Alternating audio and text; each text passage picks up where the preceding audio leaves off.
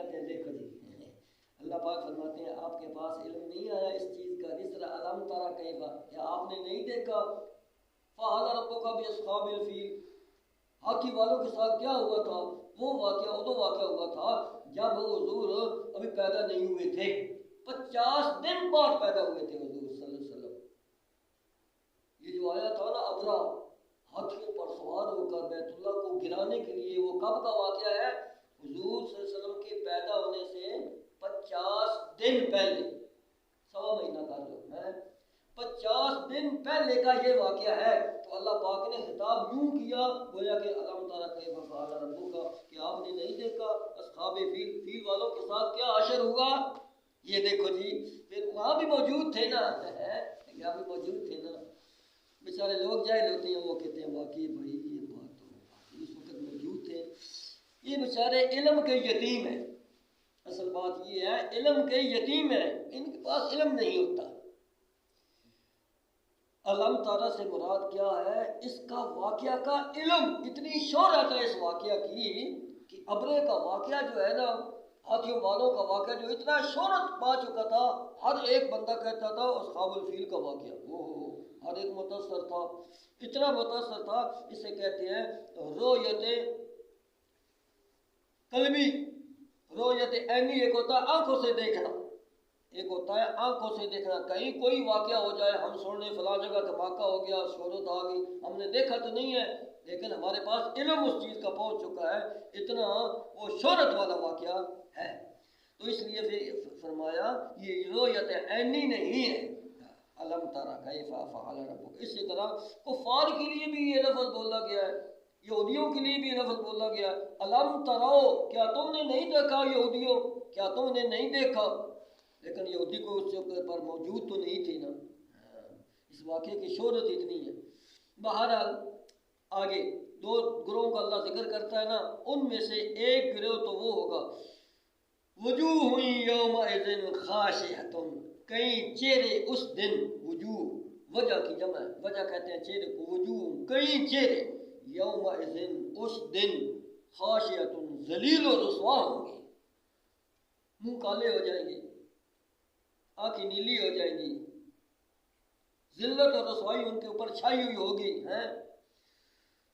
بعض تو کہتے ہیں کہ الٹے چل رہے ہوں گے، پاؤں اوپر ہوں گے، میدان محشر کی طرف دوڑ لگی ہوئی ہوگی ان کی، یہ وہ لوگ ہیں وجوہ یومئذ خاشعۃ، ذلیل و رسوا کئی چہرے ہوں گے۔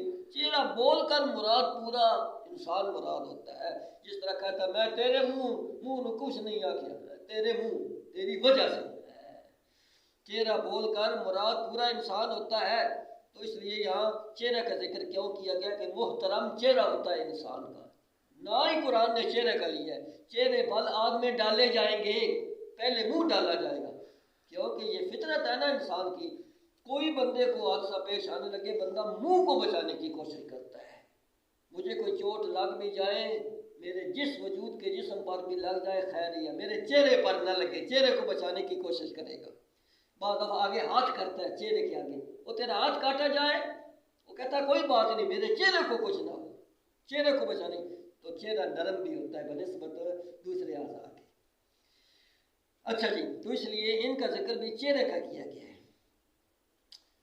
آگے فرمایا عاملۃ ناصبۃ، یہ ذلیل و رسوا ہونے والے کون لوگ ہوں گے؟ عاملۃ، بڑے بڑے عمل کرنے والے ہوں گے، عاملۃ ناصبۃ، اس گاؤں میں تھک جائیں گے کر کر کر کر کر کر کر کر کر کر کے۔ اس سے دو تفسیریں ہیں آگے، اس سے دو تفسیریں ہیں۔ عمل کرنے والے دنیا میں لگے ہوئے ہیں، آخرت سے غافل ہے، آخرت سے غافل ہے، اپنی قبر سے غافل ہے، خدا سے غافل ہے، موت سے غافل ہے، قیامت ایمان سے غافل ہے، کوئی پرواہ نہیں دین اسلام سے، لگی ہوئی ہے عاملۃ، دنیا کا کام میں لگے ہوئے ہیں۔ عاملۃ کا معنی عمل کرنے والے، عمل دین کا بھی ہوتا ہے، عمل دنیا کا بھی ہوتا ہے، عمل کا معنی کام میں لگے ہوئے ہیں۔ ناصبۃ، تھک جاتے ہیں، دن رات ایک کیا ہوا۔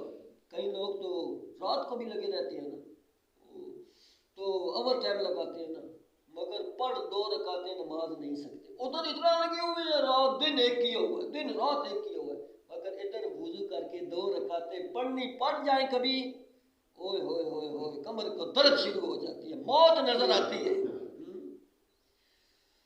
تو اس لیے فرمایا عاملۃ ناصبۃ، عمل کرتے کرتے کر یعنی کام کرتے کرتے بڑی بڑی تھکاوٹ، ساری زندگی ایسے ہی گزر گئی، او بابا بن گیا، 100 سال 900 سال گزر گئے، دنیا میں کام میں لگے ہوئے ہیں۔ ایک تفسیر اس کی یہ ہے۔ دوسرا مطلب، دوسری سائڈ، عاملۃ ناصبۃ، عمل تو نیک کر رہے ہیں، عاملۃ ناصبۃ، عمل کر کر کر کے تھک جاتے ہیں، بڑے بڑے عمل کرتے ہیں، مگر ان کے اندر ایمان نہیں ہوتا، شرط ایمان کی نہیں پائی جاتی، عمل جتنا مرضیہ کرتے رہے، مشرک ہیں، کافر ہیں، یہودی ہیں، عیسائی ہیں، سکھ ہیں، مرزائی ہیں، شیعہ ہیں، یہ جتنے بھی ہیں، ان کے اندر وہ ایمان والی شرط نہیں پائی جاتی، لیکن عاملۃ عمل بڑے بڑے کر لیتی ہیں، ناصبۃ تھک جاتی ہیں، عمل بڑے بڑے کر رہے ہیں، اسپتال بنوا رہے ہیں، راستے بنوا رہے ہیں، اور سرائیں بنوا رہے ہیں، رفاع عامہ کا کام کر رہے ہیں، اور دسترخوان ان کے کھلے ہیں، لوگ آؤ کھاتے ہیں پیتے ہیں، نیکی کا کام سمجھ کر کر رہے ہیں نا، نیکی کا کام ہی سمجھ کر کر بھی رہے ہیں نا، لیکن ایمان والی شرط مفقود ہے، ایمان والی شرط مفقود ہے۔ یا بدعات والے عمل کر رہے ہیں، وہ سمجھ رہے ہیں نیکی کا کام کر رہے ہیں، بدعات والے، بدعت سے ثواب تو نہیں نہ ملتا، شرک کی وجہ سے عمل کا کوئی قدر و قیمت نہیں ہوتی، لیکن عمل تو وہ بھی کرتے تھے، عمل تو مکے والے بھی کرتے تھے، حضور کے جو مخالف تھے وہ عمل نہیں کرتے تھے، حاجیوں کو ستو گھول کر کیوں پلاتے تھے؟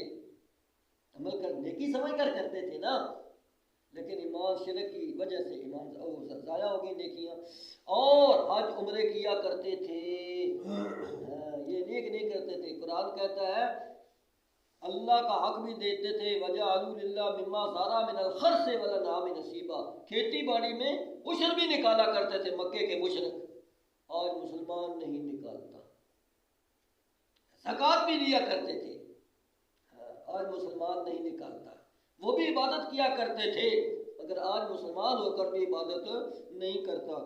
فرق یہ ہے کہ وہ ان کے اندر شرک تھا، شرک کی وجہ سے عمل سارا ضائع ہو گیا، بس فرق یہ ہے۔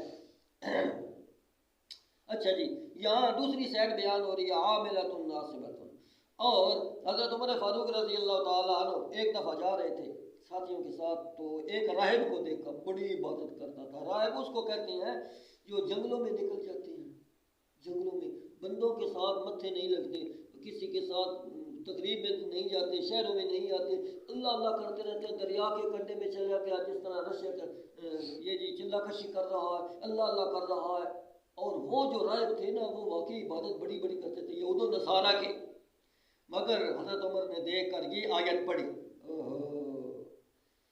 اس کو دیکھ کر رو پڑے، بیچارہ مشقت تو بڑی کر رہا ہے، محنت تو بڑی کر رہا ہے، دن رات ایک اس نے کی، مگر اصل لین سے تھڑکا ہوا ہے، وہ صراط مستقیم والی جو سڑک ہے نا اس سے تھڑکا ہوا، محنت بڑی کر رہا ہے، وہ ایمان والی شرط اس کے اندر نہیں پائی گئی۔ اب تو یہودیت عیسائیت چھوڑنی پڑے گی، اب تو محمدی بننا پڑے گا، تب وہ چیز کام آئے گی۔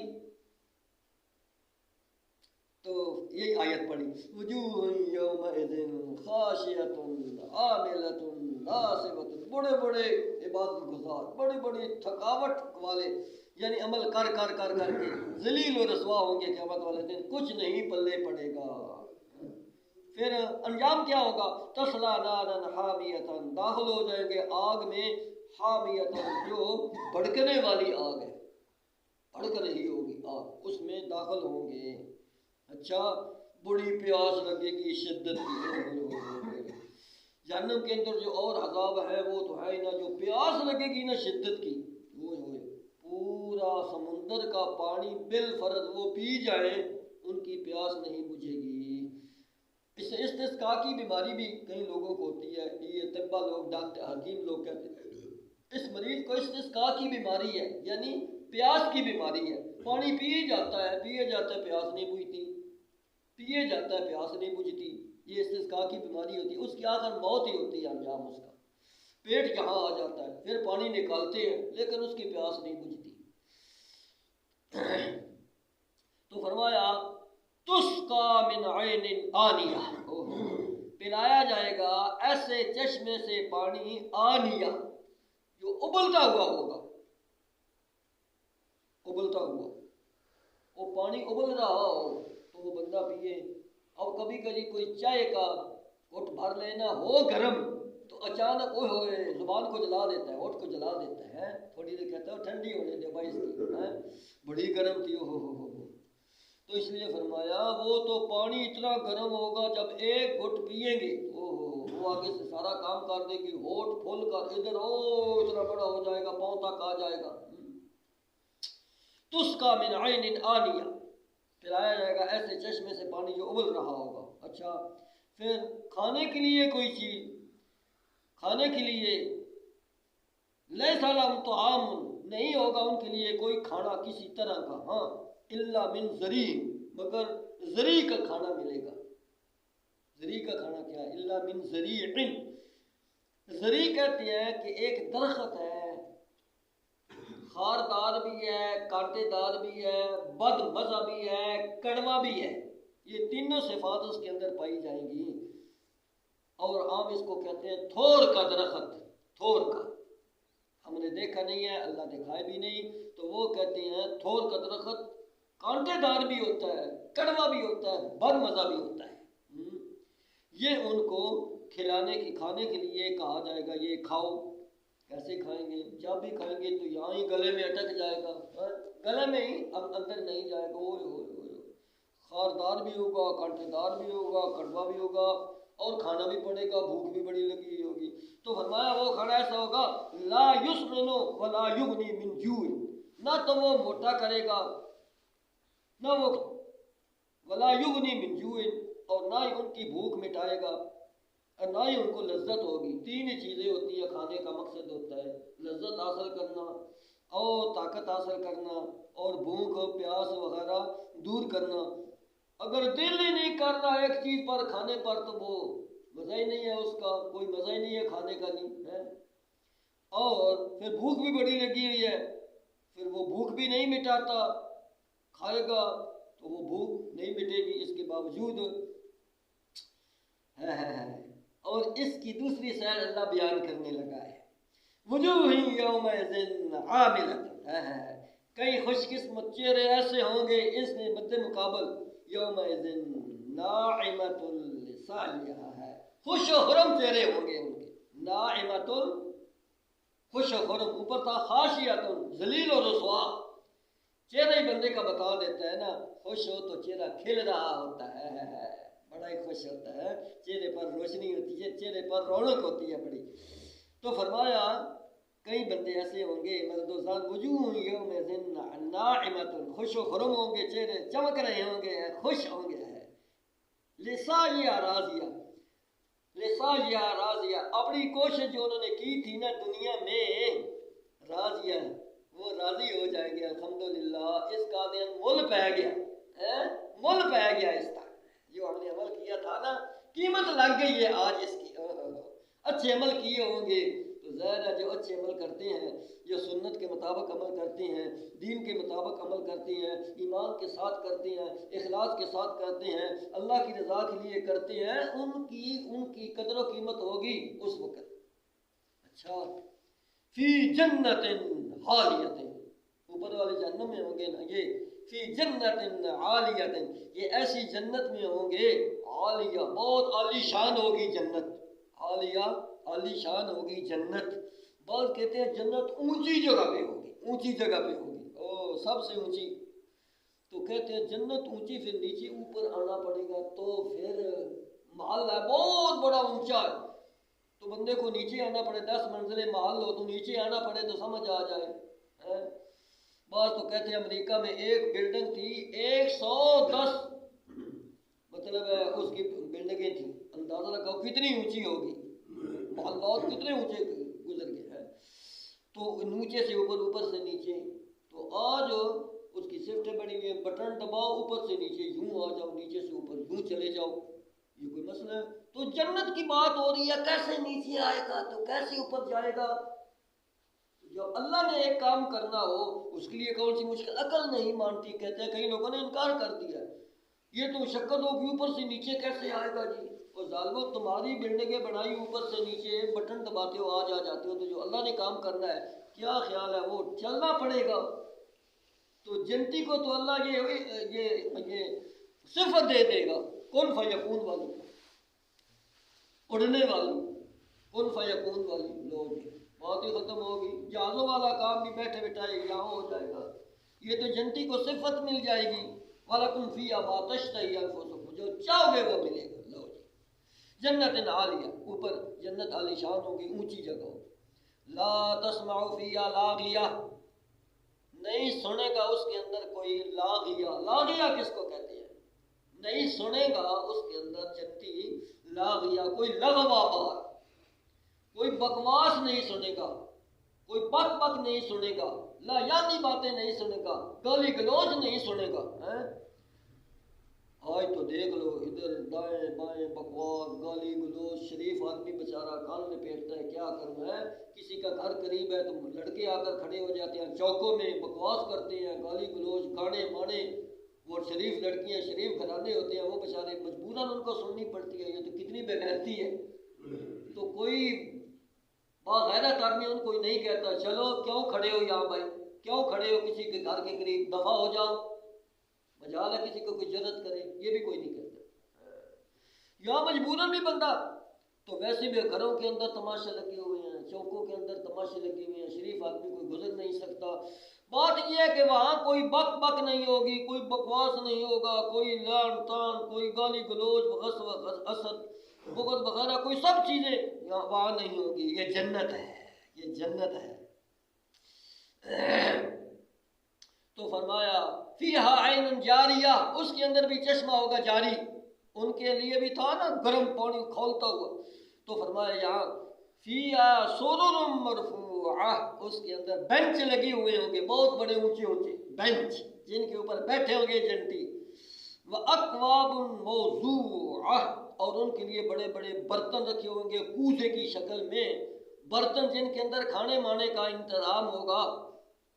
وَنَمَارِقُ مَصْفُوفَةٌ ان کے لیے تکیے لگے ہوئے ہوں گے جہاں بیٹھے ہوں گے نا مصفوفہ تکیے بڑے بڑے خوبصورت عالی شان تکیے لگے ہوئے ہوں گے.